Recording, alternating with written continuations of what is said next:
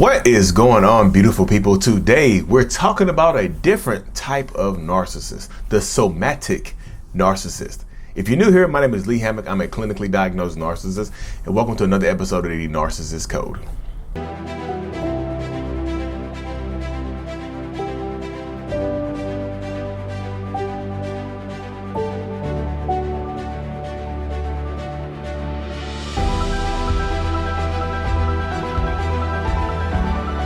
Boom, episode 1003. I forgot to say that, y'all. I've been forgetting. Goodness, give me a break. 1003 episodes. I'm losing it sometimes. So, y'all, the somatic narcissist. I don't know if y'all have seen very many videos about the somatic narcissist, but this is pretty much the basic type of narcissist that a lot of people talk about. Somatic narcissistic people get their supply or their self-worth from vanity, from their looks, their physical appearance. They're so hyper-focused on their physical appearance. These are, I would say that somatic narcissistic people tend to be some of the most insecure, inflated ego people on the damn planet. And I would know. I used to be, I mean, am I still kind of somatic? Yeah, I would just say that. I would say I was a somatic narcissistic person for a very long time. I still kind of am. But in order to kind of face that, being super vain and things like that, being obsessed and consumed with how I look, I actually go around looking disheveled a lot of times. Like right now, this is disheveled. You see how frizzy my hair is right now? I'm disheveled because I don't want to be super hyper focused on my looks and whatnot. But I'm going to work on I'm going to get an edge up. I'm going to be back. I'll be back soon. I'll be back like the Terminator. But yeah, somatic narcissistic people, y'all, tend to be super hyper focused on their appearances, and not just on their appearances, on the appearance of others. Like, it's one of the things, like, you will see that somatic narcissists tend to like super hyper focus and be super judgmental of other people, of how they view other people and whatnot, of how other people are viewed in their eyes and whatnot.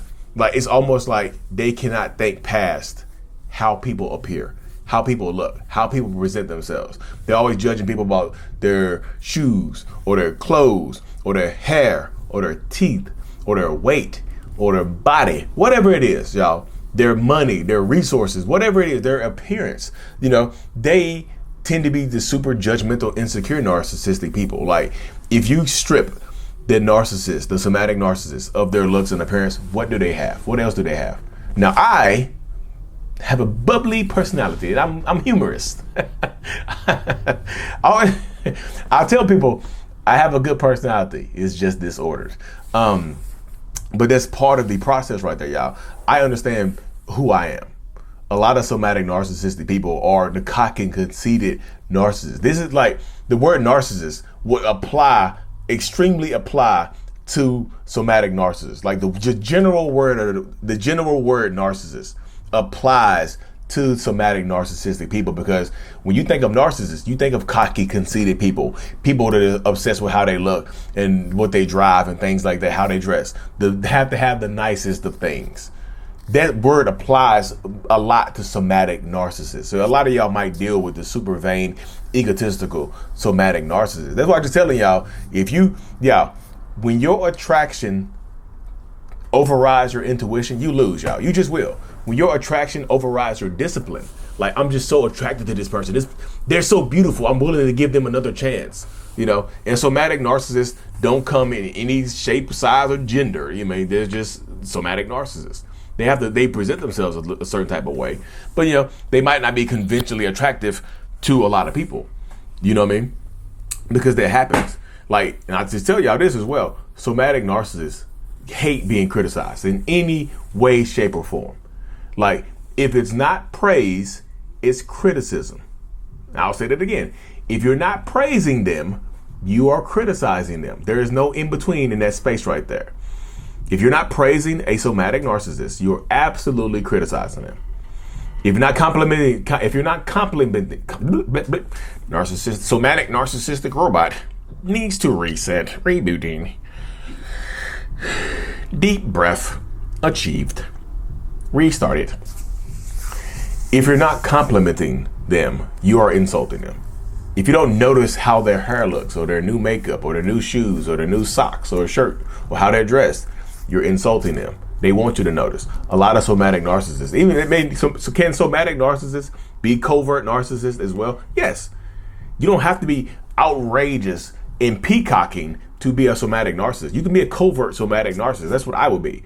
I would just dress nice and try to look nice, but I'm not boisterous and loud and that right there. I'm cool. I'm chill.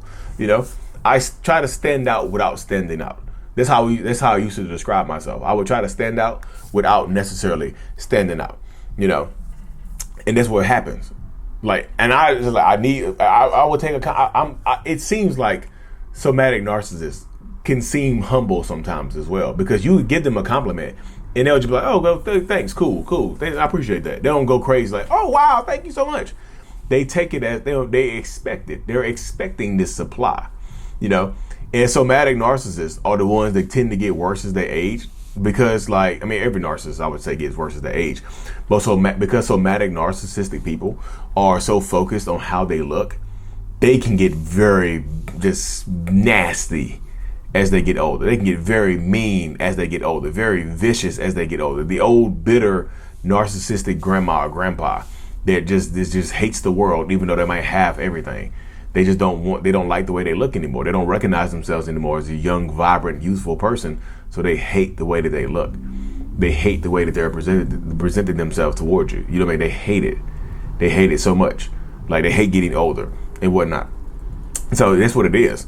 But you can also get the kind of somatic narcissistic person that, just tries to connect to people through sexual expression.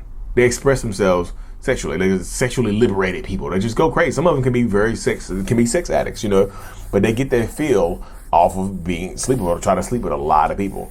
It's a numbers game for somatic narcissists. It can be quality, but a lot of times it's quantity over quality. And I'm not saying anybody else is of less quality, but that's narcissistic people. They will just sleep with some of them will sleep with whoever will sleep with them. If you give a somatic narcissist a compliment and you are of the gender that they are attracted to, they might try to sleep with you based on the compliment. Oh, you like me? They think that because you compliment them, you like them. You must like me. You complimented me, so you must like me. So you complimented me, so you must want to sleep with me. It's very hard. Like I said, this type of narcissist is extremely selfish, self-centered, and hugely egotistical. So they only really care about getting their own personal needs met. They have to get their needs met. I need my needs to be met in this space right here. And as long as their needs are being met, they don't care how they're treating other people. Let's keep it hot and be realistic with it.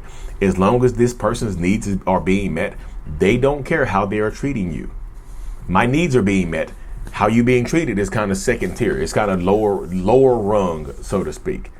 As long as my needs are being met, I don't care how you feel. Why should I care how you feel as long as my needs are being met? My wants and needs are completed. That's just how it goes right there, y'all. I just feel like that's how it happens right there. This is just part of it. And like I said, if you're dealing with a somatic narcissistic person, you probably understand this video. You're like, damn, man, that is crazy. And like I said, they do not get better as they age, y'all, because they can become hyper focused on themselves. They see one wrinkle, or if somebody points out a gray hair or something like that, they might go home and lose their damn minds. If this is your partner and somebody points out a flaw, they'll take it out on you later on. You might can sense their energy shift in that moment, but later on they will take it out on you.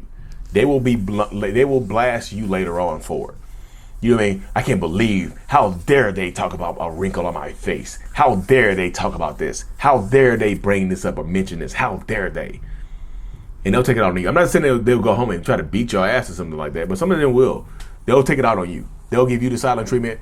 They'll treat you badly, but they won't make it. They might not try to make a scene in front of other people, but they'll treat you badly. You know what I mean?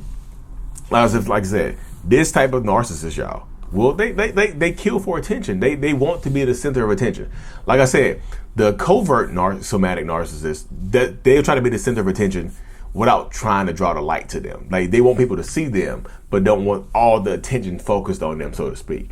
The overt somatic narcissist is the kind of peacock person that, has on a bright orange suit.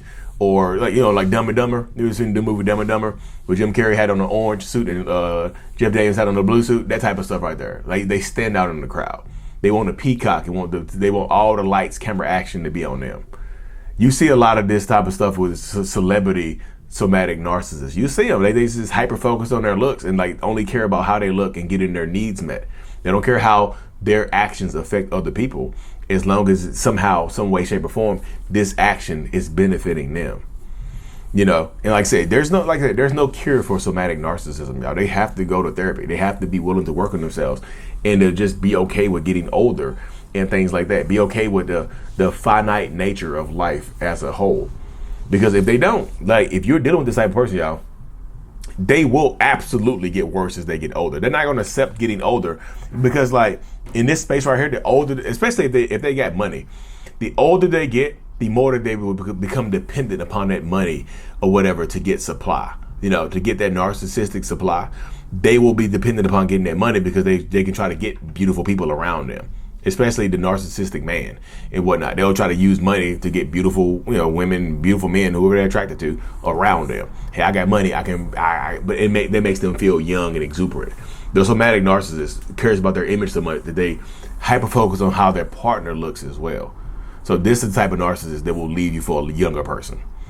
Now, a lot of different narcissists will leave you for a younger person, but this type will leave you for a younger person because it makes them look better. It makes them feel better about themselves. It gives them that validation that they need. And they will abandon their kids, abandon their family just for the shock of being in a relationship with somebody younger and more exuberant or pretty, whatever it is in that space. So somatic narcissistic people, y'all, they're hyper focused on their looks, and they might actually be conventionally attractive people, but they will be super insecure. So they will be hyper focused on your looks, but they'll be jealous of you as well. They won't they'll make you feel weird about going to the gym to work on yourself, because even though they might look good, they want to hold you back from looking good. They want to keep you exactly how you are because they think that if you look better, you'll find somebody to replace them, because they are always comparing and contrasting themselves to other people. You know, they're consistently comparing and contrasting themselves to other people, how they look, how they feel, you know, the money they have, like how tall they are, the height, whatever. I mean, I'm telling you, they're always comparing and contrasting themselves to other people. So they might exude this level of confidence, but right beneath that first layer of confidence is super, like, the insecure swamp. Under the lily pads is the insecure swamp. You know what I mean? Under the lily pads of confidence is a big swamp of insecurity. You know what I mean? The lily pads are beautiful, but as soon as you lift that lily pad up, it's like swamp water, stinking, you know, smell bad, look bad. It's just horrible. But anyways, y'all, let's talk in the comment section. You have the comments, questions, concerns, whatever, drop a comment or whatnot. Like the video, subscribe to the channel. As always, y'all, mental illness is out. Peace. Thank you so much for making it to the end of my video. You are a mental illness rock star, and I appreciate you for being here. If you haven't already, make sure to click on the screen to subscribe to the channel and watch another one of my videos in my playlist. There's also a link available up here for you to purchase my kids' book, Remember It's Not Your Fault, on Amazon. So check that out. Thank you. I will see you in the next video. Peace.